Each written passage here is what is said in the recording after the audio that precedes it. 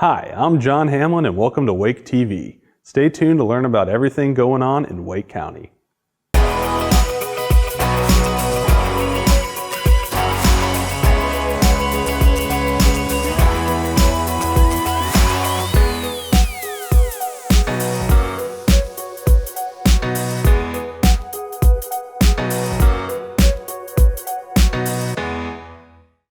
It's a new year and we have a new chairman and vice chair for the Wake County Board of Commissioners. Our Dara Demai sat down with Chairman Greg Ford and Vice Chair Vicki Adamson to discuss their goals and priorities for 2020. On this edition of Wake TV, we have two very special guests joining us today. I'd like to welcome Chairman Greg Ford and Vice Chair Vicki Adamson. Welcome to the show. Thank you. Thanks for having us. Yeah, well, congratulations on being elected by your colleagues to your leadership positions. Thank you. That's quite an accomplishment. Well, some of the viewers on our show may not know a whole lot about you, so we want them to get to know both of you. Mr. Chairman, before you started working in politics, your background is in public schools, isn't that right? That's right. I was a teacher and principal here in Wake County for about 20 years before I ran for office, mostly middle school. So teaching U.S. history and government and also a little bit of earth science seemed to be a natural transition to run for office. Public education is something I'm very passionate about. Same for the voters of Wake County, and so here I am now, 2 terms later. Great. Well, we are glad you're here. Thank you. And I know, Vice Chair Adamson, education is also very important to you as well. Does that stem from your volunteering back in the days when your son was in school? Yes. My background is I actually have an accounting degree from East Carolina University, and I spent 15 years in corporate finance. And once my son was born and got to kindergarten, his kindergarten teacher asked me would I be room mom, and I agreed, and it started there. And I realized how under-resourced his classroom was even 15 years ago before all of the recent cuts. And so I started being an education advocate and realized to do that you have to get political. And 10 years later, lobbying elected boards, I decided it was time for myself to go into elected office, and I was elected. I'm in my first term. Great. Well, we are glad you are here with us, working hard on all of these important topics. So I want to, now that we've gotten a chance to get to know you, talk a little bit about the goals for 2020. Now, last year you came on Wake TV with us and talked about the goals in 2019. Are you going to revisit those as we're now in a new year, a new decade? We are, and we did make a lot of progress on those goals. However, we're always tweaking and updating based on data and as things shift.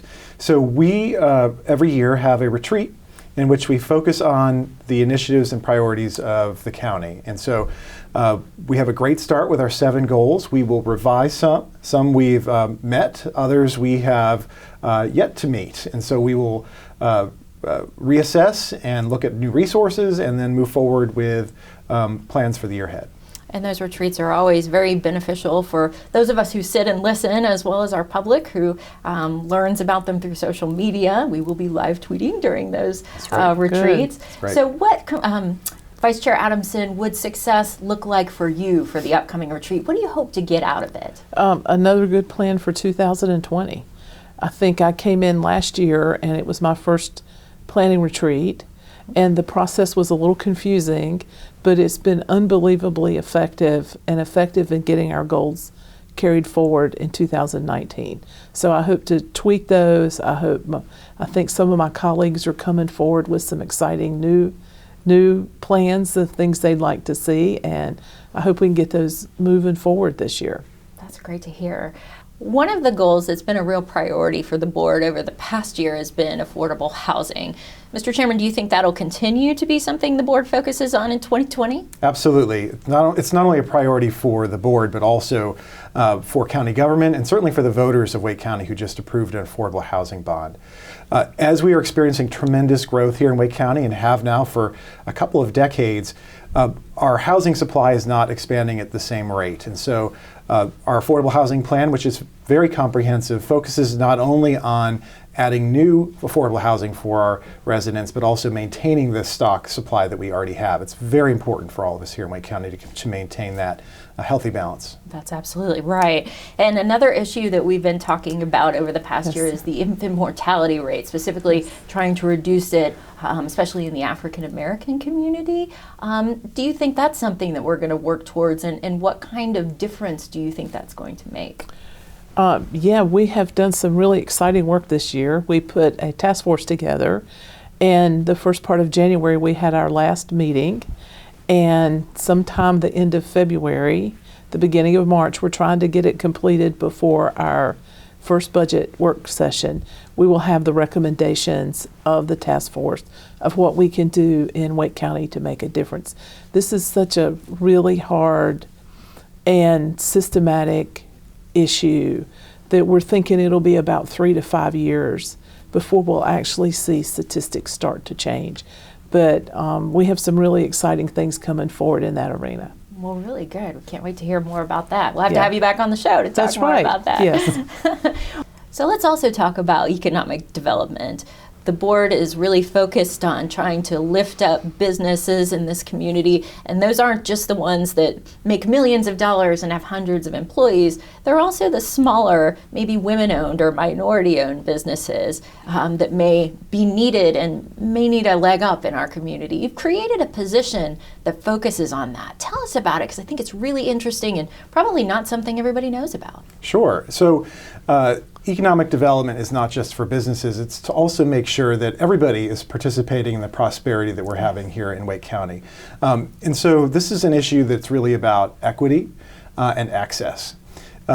Historically here in North Carolina, for decades, it was very difficult for underserved and underprivileged populations to access loans, financing, even access to organizations, social groups like the Chamber. And so we have put together a concerted effort to make sure that, as you mentioned, minority-owned businesses, women-owned businesses have access to those resources now, and are also are being shepherded in a way that they can be most successful by connecting them with other folks in the business community, mentors, and other folks that will help them be as successful as possible. That's great. Very exciting stuff. Many people love Wake County because of our parks and our libraries, these things that provide something that we're not legislatively or governmentally required to offer, but we do it because it feels like the right thing to do, and it's a service that the community likes. Talk about why these things are so instrumental and why they make Wake County such a great place to live. Libraries are one of those things that not only reflect community, they help build it. And I think the voters and residents of Wake County recognize that, and that they've supported every library bond, as far back as we know, that's ever been put on the ballot. And I think that's because this community values not only literacy, but access to places that help bring people together.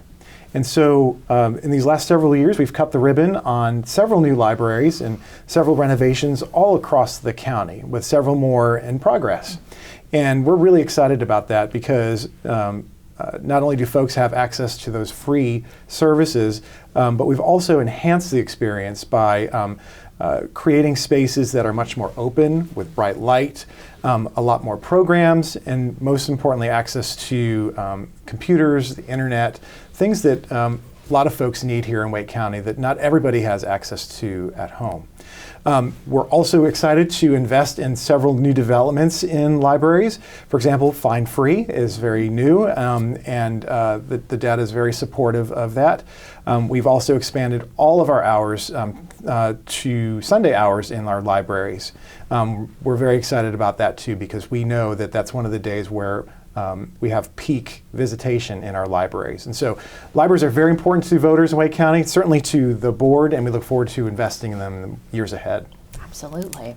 Well, I want to talk to you, Vice Chair Adamson, about the census, because you are heavily involved in our efforts to prepare for that. Yes. This will be the first time, 2020 census will be the first time when people are able to fill it out online. What kind of difference do you think that's going to make in the turnout and the response? I think it's going to make all the difference in the world.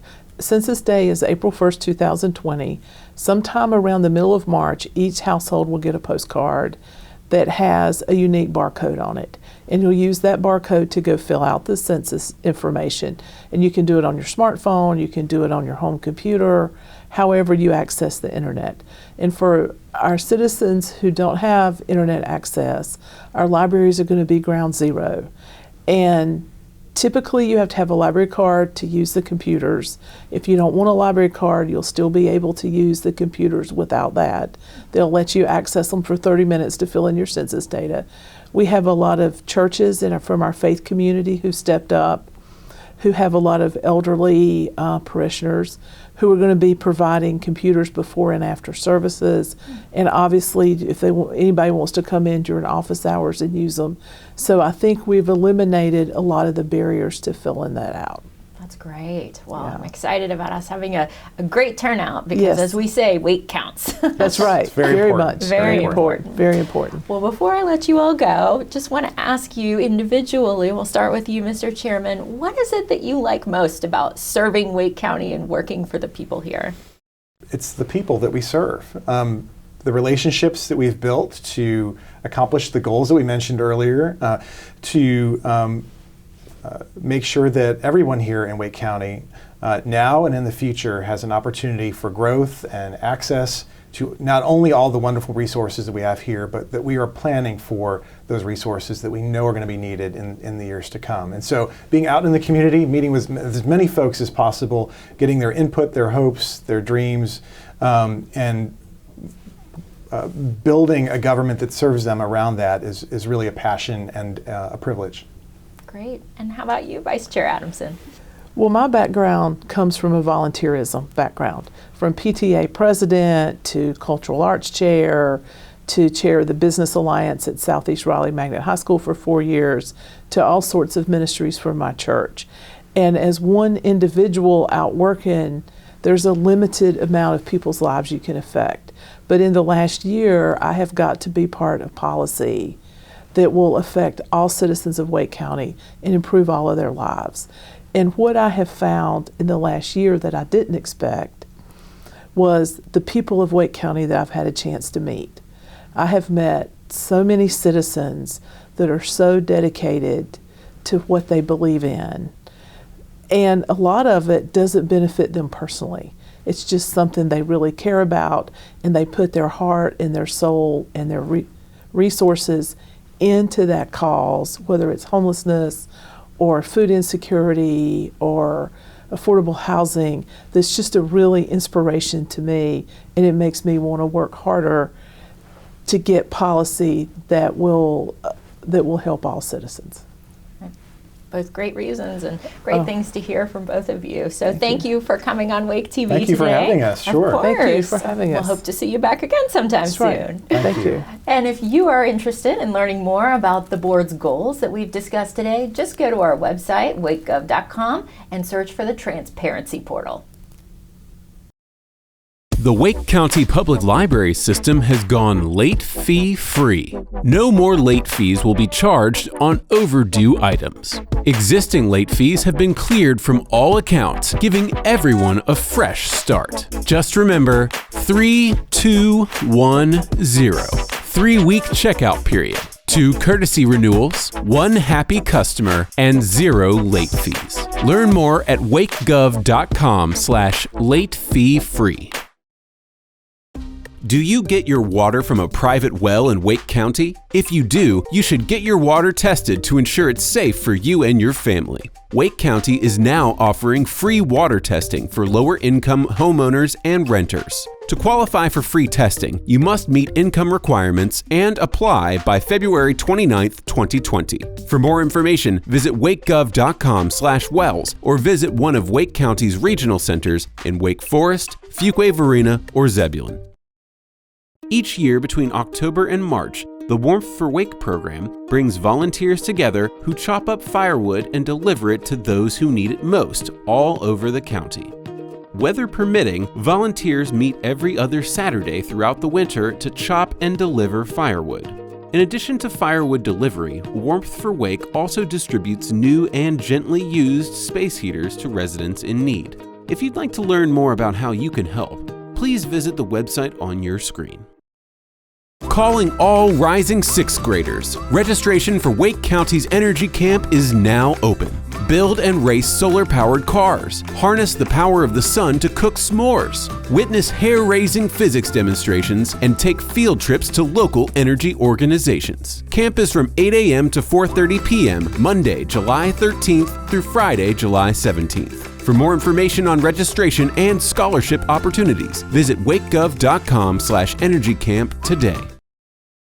Only 1 in 5 people recycles in their bathroom, so Wake County is making it easy to get started. If you sign up for our bathroom recycling initiative and agree to take a survey, we'll give you a free 3-gallon recycling bin for your bathroom while supplies last. For more information, visit the website on your screen. Our Wake County Public Library story times are a lot of fun, but for exceptional children such as those with autism, all the commotion can be a lot to handle. Our Alice Avery went to the Cameron Village Library to discuss this pioneering new program of sensory story times for exceptional children. Hi, I'm Alice Avery, and we're here at Cameron Village Regional Library with Sarah Lyon with Wake County Public Libraries to talk about a special program the library system is offering. Sarah, thanks for joining us. Thank you for having me. So we're talking about Sensory Storytime. Tell us a little bit about it, who's it for, and how does it different from the traditional Storytime? Sure. Sensory Storytime is for a preschool audience, and we define preschool as ages 3 to 5. And truly, Sensory Storytime is modeled on our traditional preschool Storytime, which involves talking, singing, reading, writing, and playing. The differences are that Sensory Storytime really does play into serving an exceptional population. Anyone who comes to Sensory Storytime, we hope will enjoy it because it's a little more low-key than our regular story times, which can be fun and exciting, but also a little overwhelming. Sensory Storytime offers anybody in the exceptional population with ADHD, sensory processing disorder, autism. We don't like labels. We want everyone to feel welcome and included. But if you do have any sort of sensory processing issue, this is the program that you can come and enjoy because we try to keep the numbers lower so that's not as overwhelming in terms of being heavily attended. And then we also include fidgets to keep little hands busy, carpet circles to help little ones get recentered if they want to get up and wander around, headphones to deafen the noise if that becomes overwhelming. And then we also have a story timeline that kind of helps children know what's coming next in the program. It helps them sort of measure the beginning, middle, and end. Great. And how did y'all come up with this idea, or why did you decide to start it? Well, I think we're all aware of the wonderful sea change that's happening in our community in regard to programming for exceptional populations. This is not a new trend. It's just one we're really excited to get on board with. I would say this journey probably started a couple of years ago with our librarians really being hip to changes that were happening in our community and really pushing and advocating to program for an exceptional population. We engaged the Autism Society in 2018 and arranged for programming for all of our staff members, how to work with specifically an autistic population in our public library, how to offer them the very best customer service. And out of that came a kernel of an idea to have a sensory story time specifically for a preschool age. And so what we did to sort of take that to the next level is we engaged a local parents group, parents of autistic children, and really worked with them to pilot the program, test it out, get the kinks out, but then to sort of get feedback from them about what worked and what didn't before we were truly ready to launch it out into the public eye in May of 2019. And so what kind of feedback have you gotten from the families who have attended it so far? You know, it's been very warmly received, and everyone who comes is very appreciative. I don't think we've gotten any negative feedback. I think overwhelmingly the response has been positive. I think mostly people are just grateful that we've created a space just for them, and that was our goal in the very first place. Right. And so right now this is taking place at 6 p.m. at Cameron Village Regional Library. Are there plans to expand it to other libraries? We would very much love to expand it. We really wanted to see how it flourished here at Cameron Village, and then we wanted to roll it out in a measured way. And so we're looking at different parts of Wake County to identify the best place to grow the program. So stay tuned for that. That's great. So if someone's interested, how can they learn more? Well, they can contact Cameron Village Library and ask for anyone of the Youth Services Department to give them an overview of how this program is handled here at Cameron Village. And then I'm always available in library administration to answer any questions as well about expansion. Great. Well, we wish you the best in the future. Thank you. The Wake County Public Library system has gone late fee free. No more late fees will be charged on overdue items. Existing late fees have been cleared from all accounts, giving everyone a fresh start. Just remember 3210. 3-week checkout period. 2 courtesy renewals, 1 happy customer, and 0 late fees. Learn more at wakegov.com/late-fee-free. Do you get your water from a private well in Wake County? If you do, you should get your water tested to ensure it's safe for you and your family. Wake County is now offering free water testing for lower-income homeowners and renters. To qualify for free testing, you must meet income requirements and apply by February 29th, 2020. For more information, visit wakegov.com/wells or visit one of Wake County's regional centers in Wake Forest, Fuquay-Varina, or Zebulon. Calling all rising 6th graders. Registration for Wake County's Energy Camp is now open. Build and race solar-powered cars. Harness the power of the sun to cook s'mores. Witness hair-raising physics demonstrations and take field trips to local energy organizations. Camp is from 8 a.m. to 4:30 p.m. Monday, July 13th through Friday, July 17th. For more information on registration and scholarship opportunities, visit wakegov.com/energycamp today. Each year between October and March, the Warmth for Wake program brings volunteers together who chop up firewood and deliver it to those who need it most all over the county. Weather permitting, volunteers meet every other Saturday throughout the winter to chop and deliver firewood. In addition to firewood delivery, Warmth for Wake also distributes new and gently used space heaters to residents in need. If you'd like to learn more about how you can help, please visit the website on your screen. Hi, I'm John Hamlin, and we're here with David Adams off Highway 55 between Holly Springs and Fuquay-Varina to talk about the upcoming Keeping the Farm workshop on March 11th. David, you've been to this event in the past? I have indeed. This is the 15th year that the workshop has been held, and I've attended every year since its inception. Wow, so you must have learned a lot there over the years? Oh, indeed. I mean, I can unequivocally attribute the fact that what we have taken away from the workshop has saved our family farm. Wow, so you grew up out here on this farm? Actually, I grew up in Raleigh, but the farm goes back over 200 years. I'm the 6th generation to actually live on the farm. I relocated my family from Raleigh to the farm back in 2004. My children are the 7th generation raised here. So that's great. So one of the things that's hard is when these farms move through generations. And I think that's one of the things that they cover at these Keeping the Farm workshops? Indeed they do. The workshop is an intensive, interactive symposium that is held over the course of one day, sponsored obviously by the Wake Soil and Water Conservation District and many of its friends and affiliates. And the workshop is basically an interaction between agencies that deal with environmental protection, as well as landowners and farmers alike, as an exchange of information and resources for those of us who wish to voluntarily try to preserve a legacy as well as open space here in Wake County. Okay, so what are some of the things you learned over the years?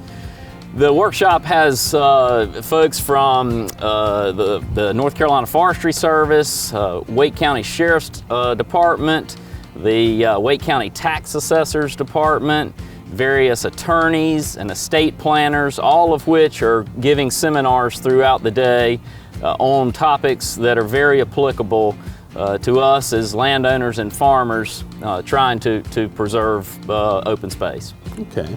So looking around your farm here, I'm seeing a lot of houses starting to pop up. You must have seen a lot of change over the years. We face a tremendous number of challenges in order to try to preserve the farm.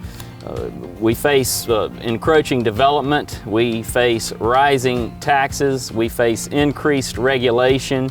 All of those things and topics are addressed at the workshop that really allow us to try to plan for the future. Okay, so why is it so important for you to keep this farm in your family with all that pressure? Obviously, I have a tremendous amount of sentimental attachment to the farm. It's just sort of been, bred into me that land is a limited resource. We are not anti-development by any stretch. I made my career over 26 years in commercial banking, where I loaned a lot of money to local developers and home builders alike. So trying to preserve what I've been put into a position to be a steward of has been very, very important to me. There's an old Native American saying that says, land is not inherited by our ancestors, it is preserved for our children. And that really speaks to our feeling, when it's been in our family for this period of time.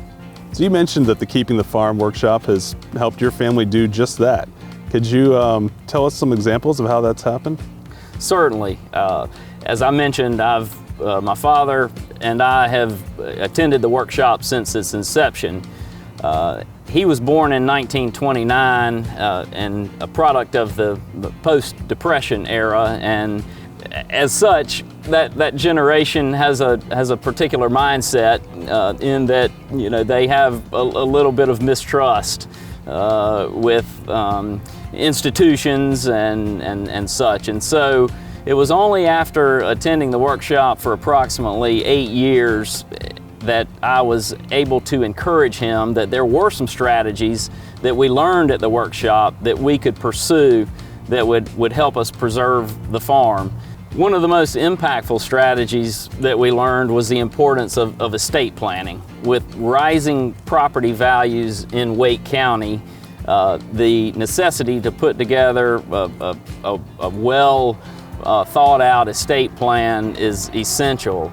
And as such, my father had been operating with a simple handwritten will. And as a result of the workshop, where we would hear attorneys speak on estate planning and farm succession, the importance of farm succession plans, I finally was able to encourage my father and mother to go and sit down with an estate planning attorney who deals specifically with farmland and open space preservation. And as a result of that meeting, we literally met. The attorney would not let my parents leave that meeting until they signed several critical documents that really paved the path to put together a comprehensive estate plan that has preserved the farm to date. Thank you so much, David, for having us out here today. We hope to see everyone on March 11th at the Keeping the Farm workshop. Space is limited, so please make sure to RSVP by March 2nd, and lunch will be provided. For more information, go to wakegov.com/keepingthefarm. That's all for this episode of Wake TV. Keep up with the latest Wake County news by visiting us online at wakegov.com/news. And be sure to follow us on Facebook, Instagram, Twitter, and YouTube so you can always stay in the loop. We'll see you next time.